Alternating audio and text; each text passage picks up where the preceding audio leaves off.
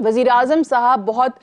Clearly اپنی اس موقف کو دہراتے آئے ہیں کہ مافیا ہے اس ملک میں، اور وہ بھی انہوں نے ذکر کیا، آپ کو یاد ہوگی ان کی سٹیٹمنٹ جہاں پہ انہوں نے کہا تھا کہ مافیا ان کو کام نہیں کرنے دے رہا، ان کی حکومت کو نہیں چلنے دے رہا. خود وزیر اعظم کہتے ہیں کہ لڑ رہے ہیں، لیکن کیا وجہ بنی کہ یہاں پاور سیکٹر سے جڑا جو سب سے بڑا اسکینڈل تھا اس میں جب ان لوگوں کو جو مافیا کا حصہ ایکسپوز کرنے کی باری آئی، وفاقی کابینہ کی منظوری کے باوجود اس کو 2 مہینے کے لیے مؤخر کر دیا گیا. کیوں؟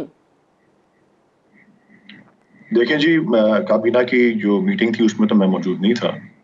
اور اگر آپ نے یہ 2 مثالیں دی ہیں، ایک آپ نے یہ جو خاص کر جو وہ شوگر سے حوالے سے جو رپورٹ آئی تھی جو منظر عام پہ بھی آئی، اور اس کے بعد پھر فورینزک رپورٹ جو ہے اس کا انتظار ہے اور اس میں زیادہ وقت دے دیا گیا ہے، تو آپ نے اس کی ایک مثال دی ہے، اور ساتھ آپ نے آئی پی پیز کا ایک سلسلہ جو ہے اس کا ذکر کیا ہے. تو میں چاہتا ہوں کہ تھوڑا سا ذکر ویسے اس کا کر دوں جو یہ شوگر والی فورینزک رپورٹ ہے جس کو 3 ہفتے اور دیے گئے ہیں. اس میں جو تاکہ اگلے اس پہ آئی پی پیز والی کی بات کا میں علیحدہ سے آپ کو اس کا اسی سوال کے جواب میں واضح بھی کروں گا جہاں تک میں جانتا ہوں. دیکھیں جی، فورینزک جو رپورٹ جو ہوتی ہے اس میں جو اقدام لینے پڑتے ہیں ان کا مقصد ہوتا ہے کہ بہت قریب سے، غور سے اور تکنیکی انداز میں دستاویزات اور تمام دستاویزی ثبوت کو دیکھا جائے، ان آؤٹ، حساب کتاب، روپے، Stokes, export, smuggling, every thing صحیح ہو غلط ہو، اور اس کے لیے آپ کو ریکارڈ تک رسائی یا ایکسیس چاہیے ہوتی ہے. اس میں کچھ ڈیفیکلٹیز اس لیے بھی آ گئی کیونکہ جب یہ سلسلہ چل رہا تھا اسی وقت یہ لاک ڈاؤن پاکستان میں جس بھی نوعیت کا ہوا، کامل لاک ڈاؤن یا کلی یا مکمل لاک ڈاؤن تو نہیں ہوا، لیکن جو بھی تھا اس میں رسائی یا ایکسیس کا مسئلہ سامنے آنے لگ پڑا، کیونکہ وہ کمیشن یا جو اس کے اراکین تھے جب وہ گئے تو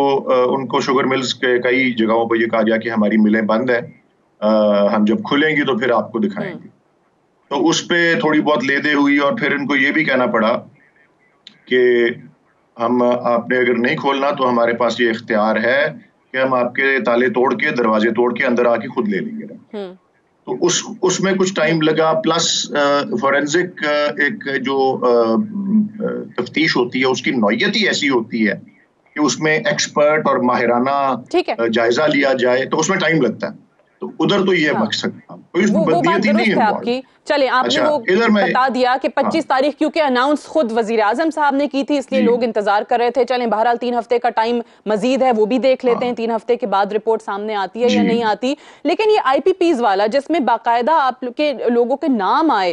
رزاق داؤد، خسرو بختیار کا نام آیا، ندیم بابر کا نام آیا، آخر کیا وجہ ہے کہ اتنا مافیا آپ سمجھتے ہیں کہ اس ملک میں پاورفل ہے کہ وزیر اعظم کو کابینہ کی منظوری کے بعد بھی اس کو مؤخر کرنا پڑ رہا ہے؟ اچھا جی، اب میں آپ کو تھوڑا سا اس میں بھی وضاحت کروں گا کہ پرائم منسٹر نے بیانات کس نوعیت کے دیے ہیں انہی معاملوں پہ. یس، یہ شوگر اور گندم اور اس طرح کی مسائل پر پھر مثال کے طور پہ اپ ٹو جنوری، فروری سے کیونکہ وہ کچھ انفلیشن میں ڈکلائن آیا تھا، لیکن جنوری تک انفلیشن اوپر جا رہی تھی اور جنوری میں وہ پیک کی، تو اس میں بڑے وہ مسائل آ رہے تھے، اور اس کا پرائم منسٹر نے خاص طور پہ مہنگائی اور یہ ذخیرہ اندوزی، چور بازاری، اور اس میں سپلائی چین کے اندر جو چیلنجز تھے اس کو حوالہ دیتے ہوئے انہوں نے اس قسم کا ضرور بیان دیا کہ مافیاز اور یہ کیونکہ انٹرمیڈیریز بہت سے ہوتے ہیں ان سیکٹرز میں، خاص کر یہ شوگر، گندم، روزمرہ کے کھانے پینے کی اشیاء، تو اس میں انہوں نے یہ بات ضرور کی تھی. میں ترجمانوں کی یا اسپوکس پرسنز کی میٹنگز میں خود موجود رہا ہوں جہاں پہ یہ موضوع ٹیک اپ ہوئے ہیں، تو اس پہ یہ بات ضرور کی ہے جس طرح آپ نے کہی ہے